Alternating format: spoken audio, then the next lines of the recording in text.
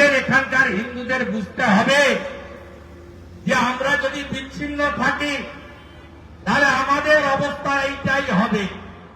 আপনারা যদি ঐক্যবদ্ধ হন, ভাষার নামে জাতের নামে বিভক্ত না হয়ে, তাহলে এখানেও বিপ্লব ঘটবে।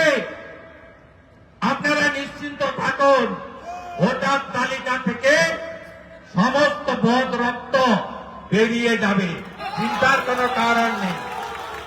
যখন ফাইনাল ভোটার লিস্ট বেরোবে, আমি বলে গেলাম বাংলাদেশি মুসলিম রোহিঙ্গাদের উপরে, মৃত ভোটারের উপরে নির্ভর করে ছাপ্পা মারা তৃণমূল বলবে আমরা ভোটে লড়বো না, এ ভোটার লিস্ট মানি না। এ তো সবে ব্রেকফাস্ট হয়েছে 58 লক্ষ, লাঞ্চ এখনো হয়নি।